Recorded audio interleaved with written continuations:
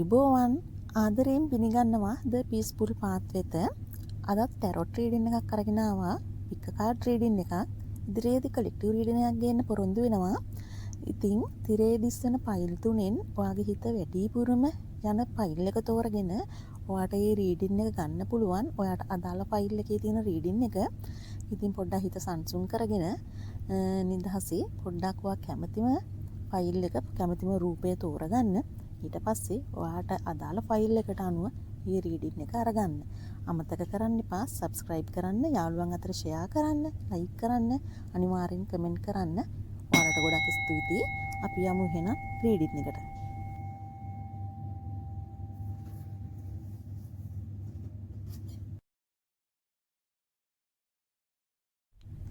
ආදරයෙන් පිළිගන්නවා file number 1 තෝරගත්තු ඔයාලව. අපි බලමු ඔයාට ලැබෙන රීඩින් එක මොකක්ද කියලා. ඒකම මම තව පුංචි දෙයක් ඔයාලට කියනවා. ඔයා ගියාත්මේ කවුද කියලා පුංචි ඉඟියක් විතරයි. සම්පූර්ණ විස්තරය මේ වෙලාවේ දෙන්න බෑ. ඉතින් ඒකත් එක්ක අපි බලමු ඔයාට ලැබෙන කාඩ් තුنين ඔයා කවුද කියලා. ඔයා කොහොම කෙනෙක්ද? ඔයා මොනම කරන කෙනෙක්ද සහ ඉදිරියේදී ඔයාට ලැබෙන්න තියෙන බ්ලෙසින් මොනවාද කියලා මම ඔයාලට කියන්නම්. ඉතින් මගේ channel එක subscribe කරන්න, යාළුවන් අතර share කරන්න, like කරන්න, අනිවාර්යයෙන්ම ඔයාලගේ comment එකකුත් අවශ්‍යයි. අපි බලමු ඔයාට ලැබෙන reading එක මොකක්ද කියලා.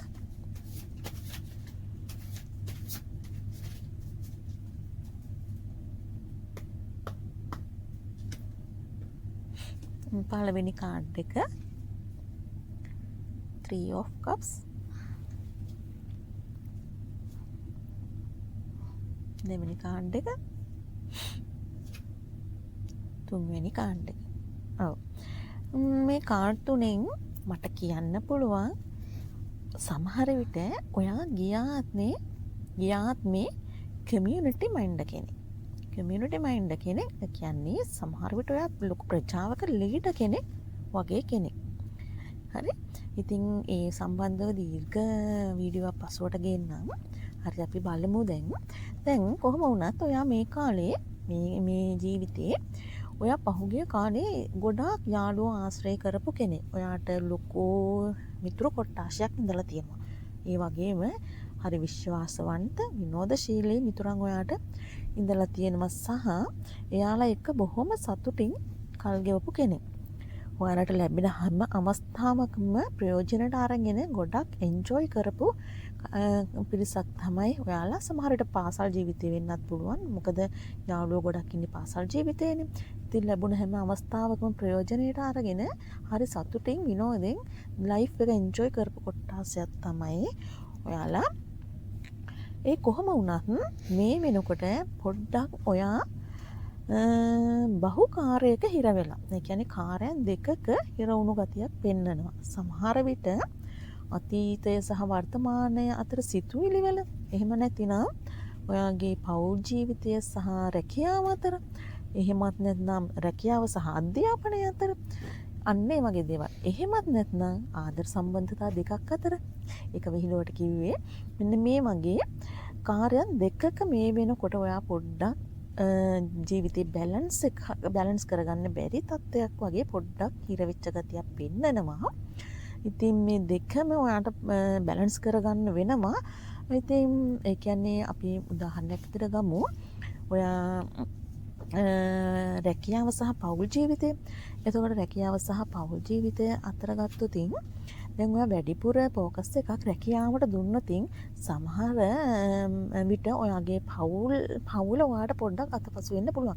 ඒක අපි රැකියාවකට නියැලෙනකොට වැඩි වෙලාවක් අපිට රැකියාවේ තමයි කාලය ගත කරන්න වෙන්නේ. එතකොට අපිට පෞල් ජීවිතය පොඩ්ඩක් අතපසු වෙනවා. ඒ වගේ මේ උදාහරණයක් කිව්වේ. ඒ වගේ යම්කිසි දේවල් දෙකක් අතර ඔයා මේ වෙනකොට හිර වෙච්ච ගතියක් පෙන්නනවා. කොහොම වුණත් මේ සියල්ලම දරා ගන්න පුළුවන් ශක්තියක් ඔයාට තියෙනවා කියලා විශ්වමාතාව කියනවා. විශේෂයෙන්ම ශිව දෙවියන්ගේ පණිවිඩයක් මේක. ඉතින් මේ දේවල් සමබරව කරගෙන යනකොට ඔයාට ඉදිරියේදී ලැබෙනවා ඔයාගේ වැඩවලට උදව් කරන හොඳ කෙනෙක්. සමහර විට මේක ආදරයක් වෙන්න පුළුවන්. ඔයාට විවාහ නොවුන කෙනෙක් නම් ඔයාට ආදරවන්තයෙක් ආදරවන්තයෙක් වාගේ දේවල් වලට උදව් කරන කෙනෙක් ඔයාට ඉදිරියේදී මුණ ගැසීමට නියමිතයි. වගේම ඔයාටත් ඉදිරියේ සිද්ධ වෙනවා තව කෙනෙකු වෙනුවෙන් උදව් කරන්න. අන්න ඒක හොඳට මතක තියාගන්න. මෙහෙම දෙයක් තියෙනවා මට ලැබෙන දෙය සහ මට දෙන්න පුළුවන් දෙය. මොකද අපි දෙයක් කෙනෙකුට දුන්නොත් තමයි අපිටත් දෙයක් නැවත ආපසු ලැබෙන්නේ. ඉතින් මේ දේ අපි පොඩ්ඩක් මතක තියාගෙන ඒ පිළිබඳ පොඩ්ඩක් ફોකස් එකේ ඉන්න ඕන. ඒ කියන්නේ අපිට යම්කිසි දෙයක් ලැබෙනවා නම් ඒ ලැබෙන හැමදේම අපිට හැමෝටම ලැබෙන හැමදේම අපිට මේ දෙන්න බෑනේ. අපිට දෙන්න පුළුවන් ප්‍රමාණයක් විතරයි. මේක මුදල් විතරක් නෙවෙයි. මේක සිතුවිලි වලටත් මේ විදිහටම බලපානවා. ඒ කියන්නේ අපි යම්කිසි කෙනෙකුට නරක සිතුවිලි වලින් සංග්‍රහ කරොත් අපිටත් ලැබෙන්නේ නරක දේවල්ම තමයි. යම්කිසි කෙනෙක් අපිට නරකක් කරනවා නම් අපි යාට හොඳ කරොත් එතන උදා වෙන්නේ සාමකාමී තත්වයක්. එහෙම නැතිනම් අපි එයා අපිට නරක කරද්දී අපිත් එයාට නරකම කරොත් එතන තත්වය ටිකක් සාමකාමී නෙමෙයි. ඉතින් ඒ තත්වය ටිකක් බරපතලයි. ඉතින් මේ මට ලැබෙන දේ සහ මට දෙන්න පුළුවන් දේ ගැන පොඩ්ඩක් වැඩිපුර ජීවිතේ ફોකස් කරන්න. ජීවිතේ ඔයාගේ ඉදිරියට ගොඩක් හොඳ දේවල් අනිවාර්යයෙන්ම ඔයාට ලැබෙනවා. ඔයාට නව මාවත් උදා වෙනවා. ඔයාට හොඳ ආදරයක්, හොඳ විවාහ සහකාරියක් ලැබෙනවා. හෝ එහෙම නැතිනම් ඔයාගේ දේවල් වලට උදව් උපකාර කරන කෙනෙක් ඔයාට අනිවාර්යයෙන්ම ලැබෙනවා කියලා මට කියන්න පුළුවන්. ඉතින් ෆයිල් නම්බර් 1 තෝරගත්තු අයට සුබදායක හෙටක් ප්‍රාර්ථනා කරනවා. ස්තුතියි. ආයුබෝවන්. ආදරයෙන් පිළිගන්නවා ෆයිල් නම්බර් 2 තෝරගත්තු ඔයාව. අපි බලමු ෆයිල් නම්බර් 2 තෝරගත්තු ඔයාට ලැබෙන රීඩින් එක මොකක්ද කියලා. එතකොට මට තව කියන්න දෙයක් තියෙනවා. ඔයාලගේ කමෙන්ට් අනිවාර්යයෙන්ම අවශ්‍යයි. ඉතින් ඉදිරියට තව මේ වගේ වීඩියෝ ගේන්න ඔයාලගේ අනිවාර්යයෙන්ම වීඩියෝ එක බලලා කමෙන්ට් එකක් දාන්න. සබ්ස්ක්‍රයිබ් කරලා නැත්නම් සබ්ස්ක්‍රයිබ් කරන්න. යාළුවන් අතර ෂෙයා කරන්න. ඉතින් ඔයාලට ගොඩක් ස්තුතියි. අපි බලමු දැන් ෆයිල් නම්බර් 2 තෝරගත්තු ඔයාට ලැබෙන රීඩින් එක මොකක්ද කියලා. පළවෙනි කාඩ් එක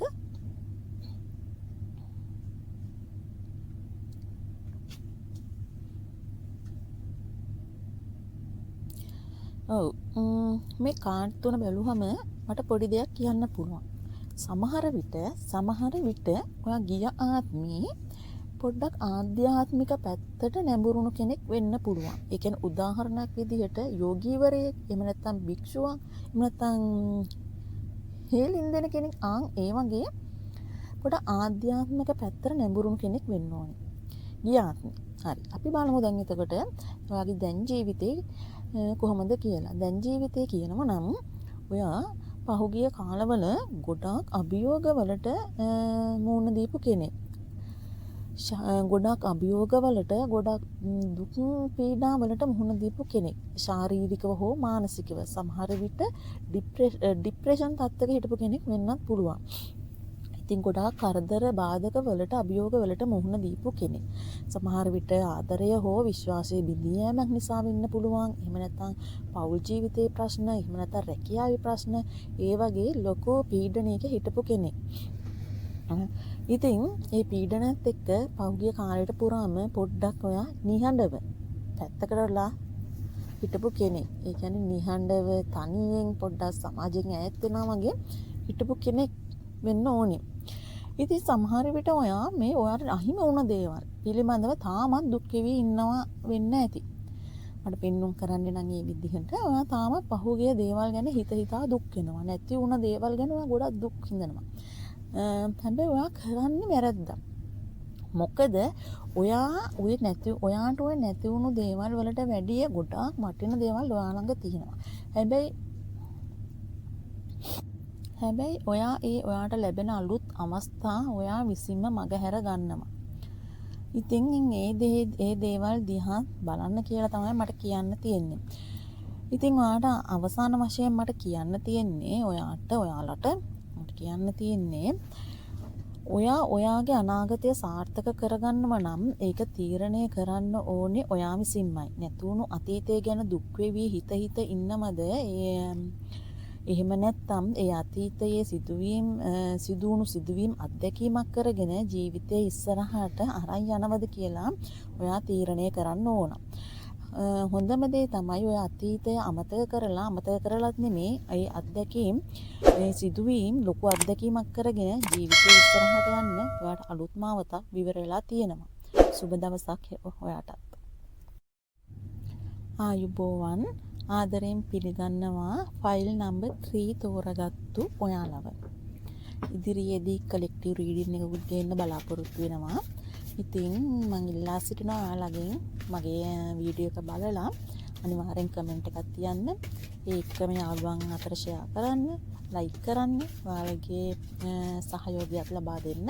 ඉදිරියට තවත් මේ වෙන වීඩියෝ ගේන්නම්.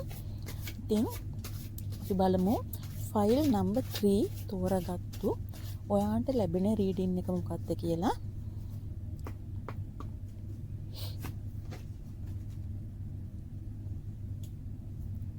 Ace of Wands.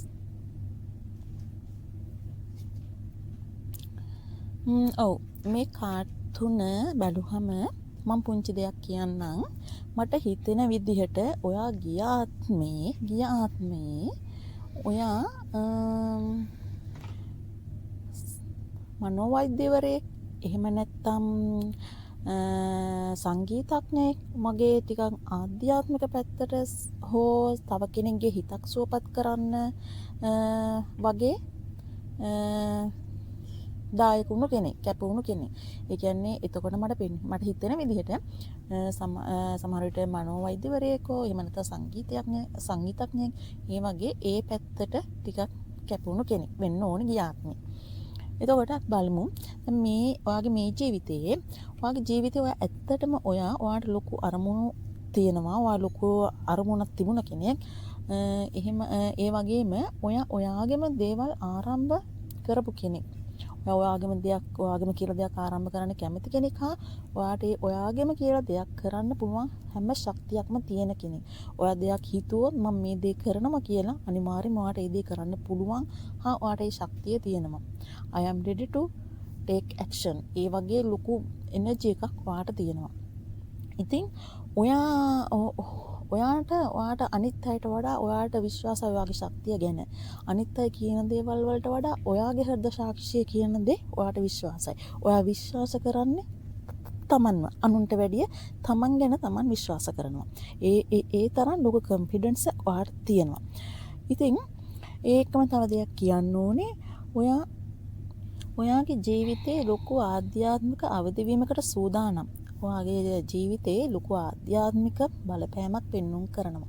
ලොකු ආධ්‍යාත්මික එනර්ජි එකක් ඔයාට තියෙනවා, ලැබෙනවා. ඉතින් ඒ ගැන පොඩ්ඩක් සැලකිල්ලෙන් ඉන්න. මොකද ඔයාගේ අභ්‍යන්තරයේ පවසන දේ ඔයාට තීරුම් ගන්න හැකියාව තියෙන්න ඕන. ඔයාගේ ආධ්‍යාත්මික පැත්ත ගොඩක් සුවදායක වෙනවා.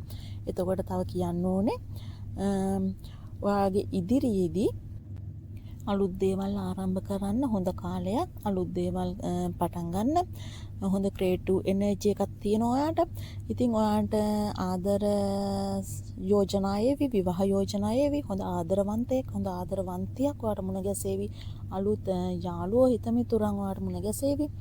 ඉතින් ඔයාගේ ඉදිරි කාලය ගොඩක් යහපත්. ඔයාගේ සිතන පතන දේවල් හැමදේම ඉෂ්ට වෙනවා.